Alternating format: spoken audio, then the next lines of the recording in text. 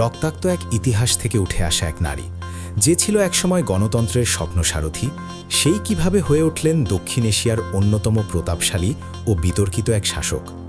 দীর্ঘ ১৫ বছর ধরে বাংলাদেশের প্রতিটি ইঞ্চি মাটি যার ইশারায় চলত, সেই হাসিনা আসলে কিভাবে আজকের এই অবস্থানে পৌঁছালেন? তিনি কি শুধুই একজন রাজনৈতিক নেত্রী, নাকি এক সুনিপুণ দাবাড়ু, যিনি একে একে কবজা করেছিলেন মিডিয়া, প্রশাসন, এমনকি জনগণের বাকস্বাধীনতাও? ভারত থেকে শুরু করে গ্রামগঞ্জের বটবাহিনী, কোন জাদু বলে তিনি গড়ে তুলেছিলেন এক অজেয় ক্ষমতার দুর্গ? আজকের ভিডিওতে আমরা ক্ষমতার সেই অন্দরমহলের গল্প বলবো। আমরা উন্মোচন করব সেই 10টি স্তম্ভ, যার উপর দাঁড়িয়ে শেখ হাসিনা থেকে হয়ে উঠেছিলেন এক অপ্রতিরোধ্য অধিপতি। গণতন্ত্রের মোড়কে একনায়কতন্ত্রের সেই দীর্ঘ যাত্রার আদ্যপ্রান্ত জানতে ভিডিওটি শেষ পর্যন্ত দেখুন। ১. মিডিয়া ও সাংবাদিকতা সম্পূর্ণ নিয়ন্ত্রণে নেওয়া।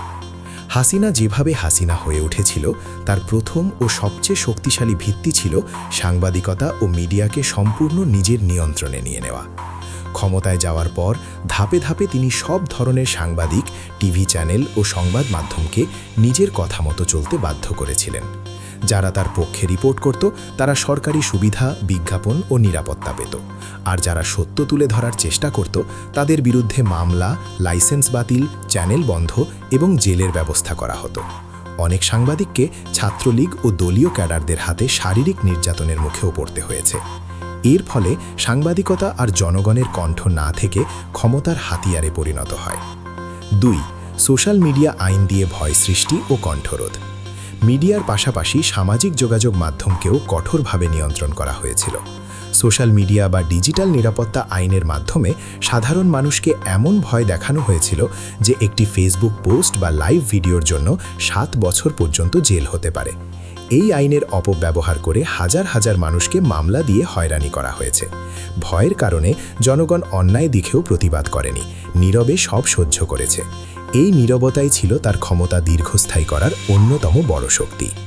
গুম, নির্যাতন ও আতঙ্কের সংস্কৃতি গড়ে তোলা। যারা এই ভয় উপেক্ষা করে কথা বলার সাহস করেছিল, তাদের অনেকেই গুম হয়ে গেছে। কেউ রাতে বাসা থেকে তুলে নেওয়া হয়েছে, কেউ রাস্তায় নিখোঁজ হয়েছে, আবার কারো লাশ পর্যন্ত খুঁজে পাওয়া যায়নি। পরিবারগুলো বছরের পর বছর অপেক্ষা করেছে প্রিয়জনের খোঁজে। এই গুম সংস্কৃতি পুরো সমাজে এমন আতঙ্ক ছড়িয়ে দেয় যে মানুষ বুঝে যায় কথা বলার মানেই জীবন হারানোর ঝুঁকি। ৪. সব রাজনৈতিক দলকে নিয়ন্ত্রণ ও ম্যানেজ করা।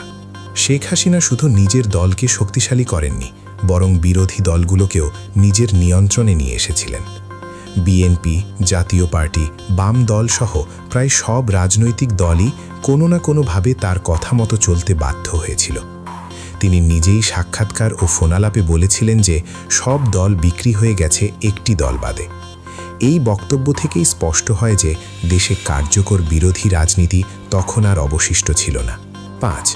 বি পার্টি ও ভুয়া প্রতিবাদী প্ল্যাটফর্ম তৈরি। প্রকৃত বিরোধী কণ্ঠকে ঢেকে দেওয়ার জন্য কিছু তথাকথিত প্রতিবাদী সংগঠন তৈরি করা হয়েছিল।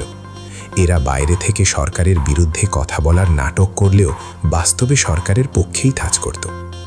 গণজাগরণ মঞ্চ সহ এমন অনেক প্ল্যাটফর্ম ছিল যারা আসলে আওয়ামী লীগের স্পন্সর করা দালাল সংগঠন হিসেবে কাজ করেছে। এদের মাধ্যমে জনগণকে বিভ্রান্ত করা হতো এবং আসল প্রতিবাদকে দুর্বল করা হতো। ৬. প্রশাসন ও নিরাপত্তা বাহিনীকে দলীয় বাহিনীতে রূপান্তর। রাষ্ট্রের সব প্রশাসনিক বাহিনীকে বেছে বেছে নিজের হাতে নেওয়া হয়েছিল। পুলিশ, র্যাব ও অন্যান্য বাহিনীতে নিয়োগ দেওয়া হয়েছে দলীয় লোকদের। কেউ পরীক্ষায় ভালো ফল করলেও যদি দলীয় পরিচয় না থাকত, তাকে বাদ দেওয়া হয়েছিল। এভাবে একটি দলীয় প্রশাসন তৈরি করা হয়েছিল, যারা দেশের আইন নয় বরং দলের নির্দেশ মেনে চলত। ৭. উচ্চ পর্যায়ের আমলাতন্ত্রকে দীর্ঘমেয়াদী অনুগত করা।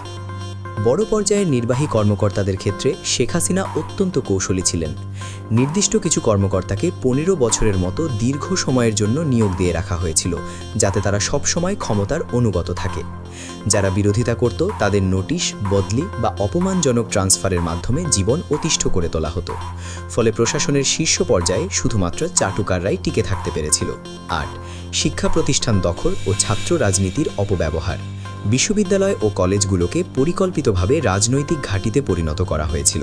ছাত্রলীগ ও দলীয় ক্যাডারদের মাধ্যমে শিক্ষা প্রতিষ্ঠান নিয়ন্ত্রণ করা হতো। পড়াশোনার পরিবেশ নষ্ট হয়ে গিয়েছিল, হল দখল, নির্যাতন ও ভিন্ন মত দমন ছিল নিত্যদিনের ঘটনা। যারা রাজনৈতিক ছায়াতলে ছিল না তারা নানা অন্যায়ের শিকার হয়েছে এবং অনেকেই বাধ্য হয়ে দলে যোগ দিতে হয়েছে। 9. গ্রামগঞ্জে বটবাহিনী ও এলাকাভিত্তিক ভয় সৃষ্টি। গ্রামগঞ্জে প্রতিটি এলাকায় তৈরি করা হয়েছিল নিজস্ব বটবাহিনী। এসব নেতাদের কাজ ছিল এলাকায় কে আওয়ামী লীগের বিরোধিতা করছে তার নজরদারি করা। তারা তালিকা করত কে কি বলছে, কে কি লিখছে, এমনকি ব্যক্তিগত জীবনেও হস্তক্ষেপ করত। এর মাধ্যমে সাধারণ মানুষকে এমনভাবে ভয় দেখানো হয়েছিল যে কেউ আর প্রকাশ্যে মত প্রকাশ করার সাহস পেত না। 10. অর্থনৈতিক লুটপাট ও বিদেশি শক্তির প্রত্যক্ষ সমর্থন।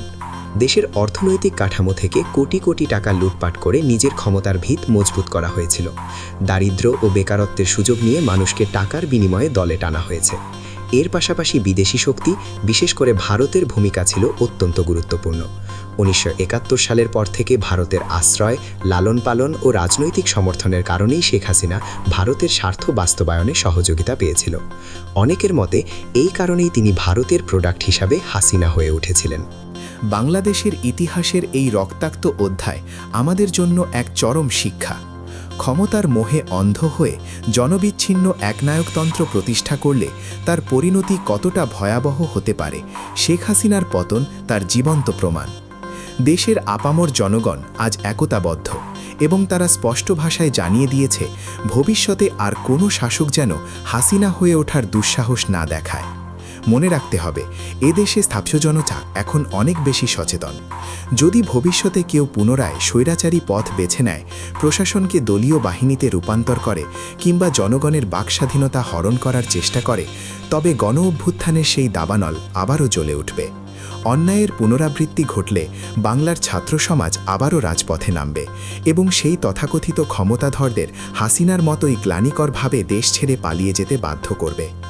তাই দেশ ও জনগণের আকাঙ্ক্ষাকে সম্মান জানিয়ে নিজেকে সংশোধন করার এবং প্রকৃত গণতন্ত্র প্রতিষ্ঠার অঙ্গীকার নিয়ে এগিয়ে আসাই হবে আগামীর নেতৃত্বের একমাত্র পথ।